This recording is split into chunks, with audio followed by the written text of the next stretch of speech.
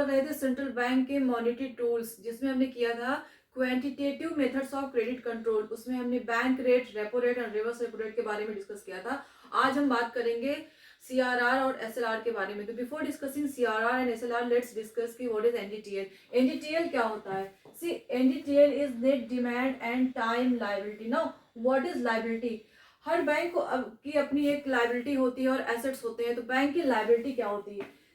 What is bank liability? See, जो भी depositors bank में डिपॉजिट करते हैं या जनरल पब्लिक बैंक में कुछ डिपॉजिट करती है, तो वो क्या होती है? वो बैंक के लिए लायबिलिटी होती है, क्योंकि वो बैंक को उन्हें पे करना है। इसी तरीके से जब भी बैंक्स कुछ बोरो करते हैं सेंट्रल बैंक से या कहीं और से, तो वो भी उन्हें रिटर्न करना होता है। तो ये क्या है? बैंक के लिए लायबिलिटी है, ये उनके लिए जिम्मेदारी है, क्योंकि ये उन्हें कुछ टाइम पीरियड के बाद रिटर्न करना है। ठीक है, तो ये होता है बैंक की लायबिलिटी। अब बैंक का एसेट क्या होता है? Banks assets, banks assets. See, asset mean क्या होता है? Asset means wealth. अगर हिंदी में बात करें तो संपत्ति। एसेट मीन्स वेल्थ या संपत्ति। तो बैंक का जो भी वेल्थ है या जो भी उसकी संपत्ति है, उसे हम कहते हैं एसेट। जैसे कि बैंक का अपना कैश है या फिर कुछ गवर्नमेंट सिक्योरिटीज में उसने इन्वेस्ट किया हुआ है, या फिर उसने जो लोन दिया है उस पर जो इंटरेस्ट मिलेगा, वो क्या है? बैंक का एसेट है। क्यों? क्योंकि उस पर उसको कुछ रिटर्न मिलने वाला है, कुछ इनकम जनरेट होने वाली। तो जिन चीजों से बैंक को इनकम जनरेट हो रही है या बैंक की इनकम जिसमें स्टोर करके बैंक ने रखा हुआ है, वो क्या है? वो बैंक का एसेट है। तो हमने बात किया बैंक की लायबिलिटी और एसेट के बारे में। तो अब हम बात करते हैं एनडीटीएल, यानी कि net demand and time liability. तो इसमें दो तरह की लायबिलिटी आती है। एक तो डिमांड लायबिलिटी आती है, दूसरा आता है हमारा time liability. First one is demand liabilities. Demand liabilities, इसमें हमारा क्या आ जाता है? Saving account, saving account and current account, saving account and current account. तो ये आता है हमारे डिमांड लायबिलिटी में। जो भी आम पब्लिक होती है उसका बैंक में क्या होता है? सेविंग अकाउंट होता है। जैसे हमारा भी सेविंग अकाउंट है बैंक में, आपका भी होगा। जो भी बिजनेसमैन होते हैं उनका क्या होता है? करेंट अकाउंट होता है। तो जो भी अमाउंट सेविंग अकाउंट या करेंट अकाउंट में डिपॉजिट किया जाता है, ये डिपॉजिटर्स के डिमांड पर बैंक को उन्हें पे करना होता है। जब भी डिपॉजिटर्स डिमांड करेंगे कि हमें हमारा इतना पैसा चाहिए या इतना अमाउंट चाहिए, तो ऑन डिमांड बैंक को वो पे करना पड़ेगा। तो ये क्या होता है? ये होता है डिमांड लायबिलिटी, राइट। तो डिमांड लायबिलिटी में आता है हमारा सेविंग अकाउंट, करेंट अकाउंट। अब बात करते हैं टाइम लायबिलिटी की। टाइम लायबिलिटी और टाइम लायबिलिटीज, इसमें क्या आता है? इसमें आता है फिक्स्ड डिपॉजिट। फिक्स्ड डिपॉजिट और वो सारे डिपॉजिट जो सर्टेन टाइम पीरियड के लिए फिक्स है। यानी कि अगर हम फिक्स डिपॉजिट की बात कर रहे हैं तो उसका एक स्पेसिफिक टाइम है ना, कि बैंक को एक स्पेसिफिक टाइम के बाद उस अमाउंट को पे करना पड़ेगा। या 4 साल हो सकता है या 5 साल हो सकता है, मतलब जितने टाइम पीरियड के लिए वो अमाउंट फिक्स है, उतने टाइम पीरियड के बाद बैंक को वो पे करना पड़ेगा। तो ये क्या हो जाता है? हमारा टाइम लायबिलिटी। तो हमने बात किया डिमांड लायबिलिटी की, टाइम लायबिलिटी की। अब हम बात करते हैं other demand and time liability. Other demand and time liabilities. तो other demand and time liability यानी कि ओडीटीएल, इसमें वो चीजें आती हैं जो इस फर्स्ट एंड सेकंड कैटेगरी में हमने मेंशन नहीं किया, जैसे कि unpaid dividend, unpaid dividends. Banks के जो शेयर होल्डर्स होते हैं, तो सपोज बैंक ने उन्हें डिविडेंड नहीं पे किया है, राइट, या फिर बैंक से कुछ इलेक्ट्रिसिटी बिल्स होते हैं जो बैंक को क्लियर करने होते हैं, पे करने होते हैं, वो भी क्या है? बैंक के लिए लायबिलिटी है, क्योंकि उसे भी बैंक को कुछ पीरियड के बाद पे करना है। तो ये आ जाता है हमारा other demand and time liability में, राइट। ठीक है, इसको हम ओडीटीएल भी कहते हैं। तो ये हमने डिस्कस कर लिया डिमांड एंड टाइम लायबिलिटी के बारे में। अब हम एनडीटीएल को कैसे कैलकुलेट करते हैं? एनडीटीएल को कैसे कैलकुलेट करते हैं? तो NDTL is equal to NDTL is equal to demand and time liability plus other demand and time liability minus deposits of the banks with other banks. हमारा डिमांड एंड टाइम लाइबिलिटी में अगर हमने other demand and time liability को plus कर दिया plus banks के deposits जो हैं कुछ दूसरे बैंक्स के पास भी होते हैं उसको अगर हम माइनस कर देंगे तो हमें क्या मिल जाएगा, हमारा एनडीटीएल। तो सपोज कोई बैंक है एचडीएफसी बैंक, तो हमें एनडीटीएल कैलकुलेट करना है, यानी कि net demand and time liability इसकी हमें कैलकुलेट करनी है। तो इसकी डिमांड लाइबिलिटी जो है मान लेते हैं 80 करोड़ है, प्लस टाइम लाइबिलिटी भी, टाइम लाइबिलिटी 80 करोड़ है, राइट, प्लस ओडीटीएल है 20 crore minus deposits of the bank with other banks कितना है 20 करोड़। ठीक है, तो 80 प्लस 20 100, 100 प्लस 20 120 माइनस 20, तो 120 माइनस 20 इज इक्वल टू 100। तो ये 100 करोड़ क्या है, एनडीटीएल है एचडीएफसी बैंक का। 100 करोड़ क्या है, एनडीटीएल है एचडीएफसी बैंक का। तो हम एनडीटीएल क्यों पढ़ रहे हैं, क्योंकि हर बैंक के लिए ये मैंडेटरी है कि वो अपना एनडीटीएल मेंटेन करके रखे। आरबीआई के ने ये क्लियरली बताया है कि जितने भी बैंक्स हैं उनको अपना एनडीटीएल मेंटेन करना है और सारे बैंक्स को हर 15 डेज के बाद सेंट्रल बैंक को ये रिपोर्ट देनी होती है अपने एनडीटीएल के बारे में। तो जब सारे बैंक्स को अपना एनडीटीएल मेंटेन करना है तो now what is CRR and SLR. CRR NDTL का वो परसेंटेज है जो कमर्शियल बैंक को सेंट्रल बैंक के पास in the form of cash रखवाना पड़ता है। CRR is the percentage of CRR यानी कि cash reserve ratio, cash reserve ratio CRR is the percentage of total NDTL kept with the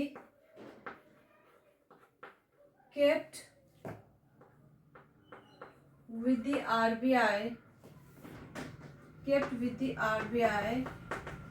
in the form of cash, right। तो CRR यानी cash reserve ratio जो है commercial bank के NDTL का वो percentage है जो कमर्शियल बैंक्स को आरबीआई के पास कैश के फॉर्म में रखवाना पड़ता है। तो CRR according to RBI Act 1949, according to RBI Act 1949, her bank को, आरबीआई को ये राइट था कि सीआरआर की जो लिमिट है वो 2% से लेकर 15% के बीच में फिक्स कर सकती है। ठीक है, राइट। तो ये आरबीआई को राइट था। तो एनडीटीएल का एक पोर्शन जो है कमर्शियल बैंक को सीआरआर के फॉर्म में रखना पड़ता है और कुछ पोर्शन जो है एसएलआर के फॉर्म में रखना पड़ता है। ठीक है, तो बिफोर 2007 सीआरआर का जितना अमाउंट कमर्शियल बैंक्स आरबीआई के पास रखते थे उस पर उन्हें इंटरेस्ट मिलता था, लेकिन 2007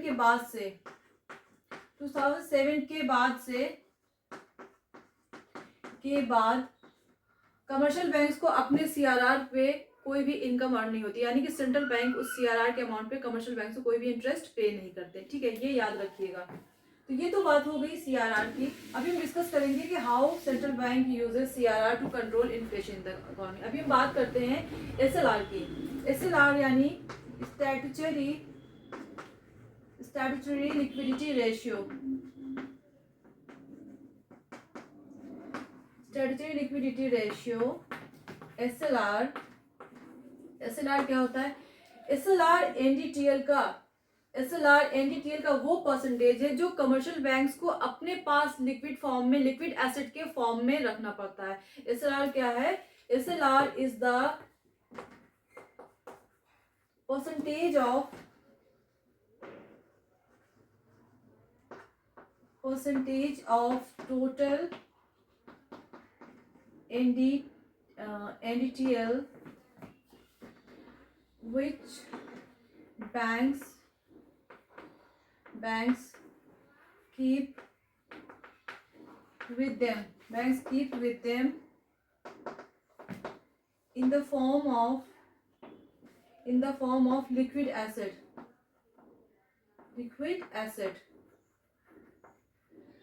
SLR NDTL का वो परसेंटेज है जो कमर्शियल बैंक्स लिक्विड एसेट के फॉर्म में अपने पास रखते हैं। तो वो लिक्विड एसेट क्या क्या हो सकते हैं, किस किस फॉर्म में SLR को रखा जा सकता है, कैश में, गोल्ड में और गवर्नमेंट सिक्योरिटीज में।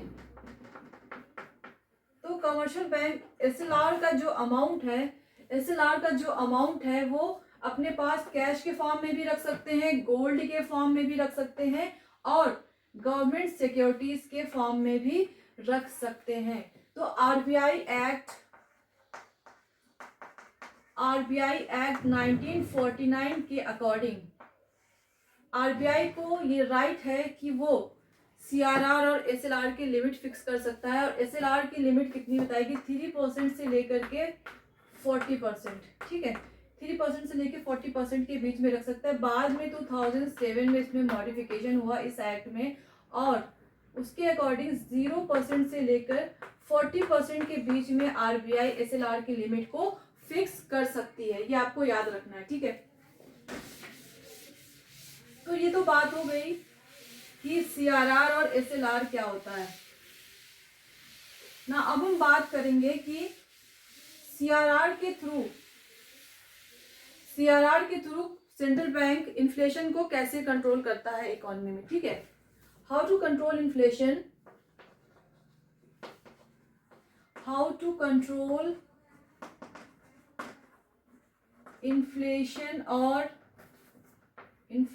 और money supply in the economy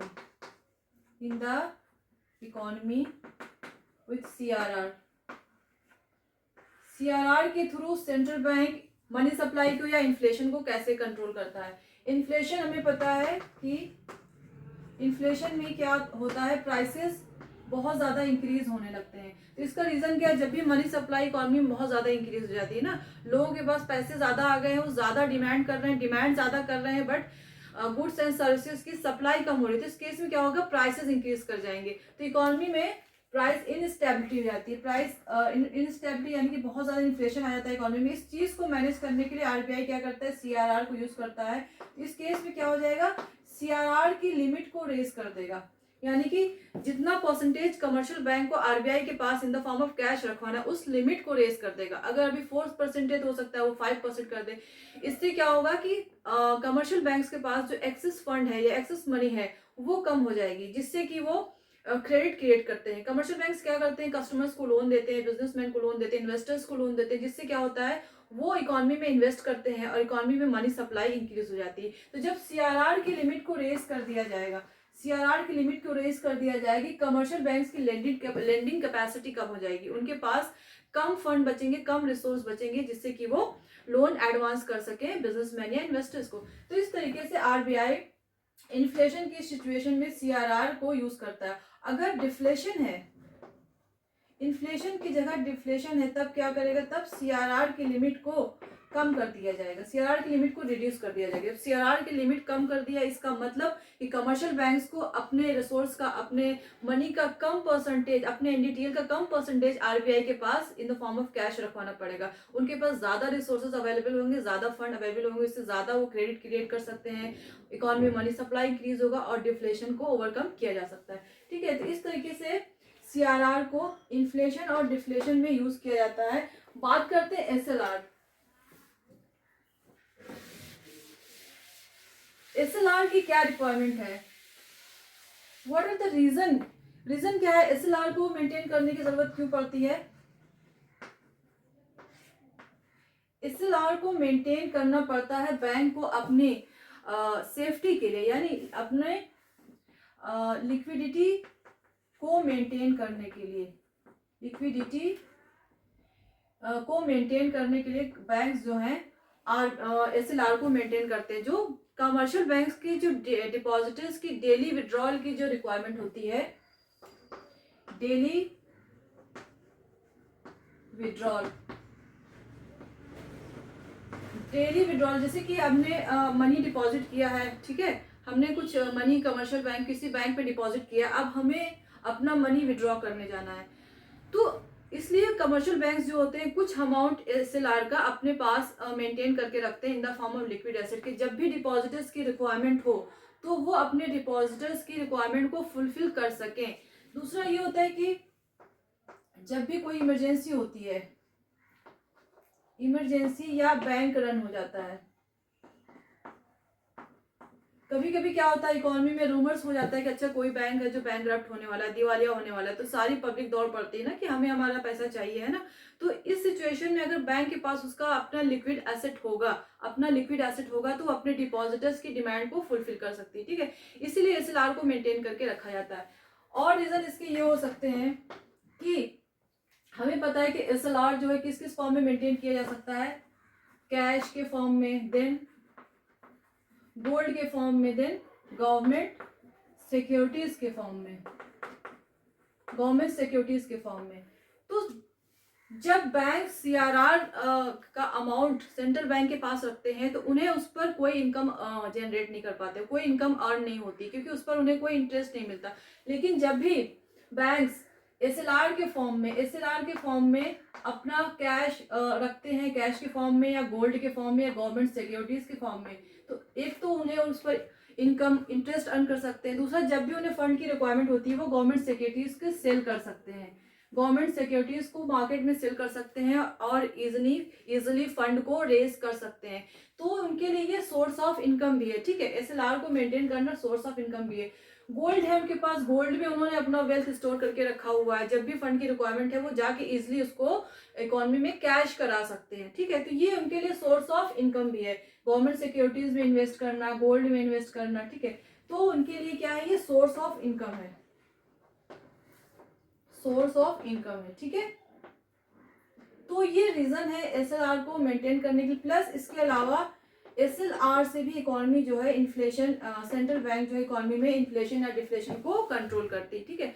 SLR की लिमिट बढ़ा दे रही है, इसका मतलब है कि बैंक के पास जो लोनेबल फंड्स है ना, जिससे वो फंड को लोन को क्रिएट कर सकते हैं, ज़्यादा लोन एडवांस कर सकते हैं, वो कम हो जाएगा जब भी सेंट्रल बैंक SLR की लिमिट बढ़ाएगी। तो यानी कि RBI के पास फंड्स कम हो जाएंगे और वो ज़्यादा लोन जो है एडवांस नहीं कर सकते। और डिफ्लेशन की कंडीशन में अगर SLR की लिमिट को कम कर देता है RBI, तो उस केस में क्या होगा कि उनके पास ज़्यादा फंड्स अवेलेबल हैं, अब वो ज़्यादा लोन एडवांस कर सकते हैं पब्लिक को या फिर इन्वेस्टर्स को या फिर बिजनेसमैन को, ठीक है। तो SLR भी इन्फ्लेशन या डिफ्लेशन को कर्व करने में हेल्पफुल होता है, राइट।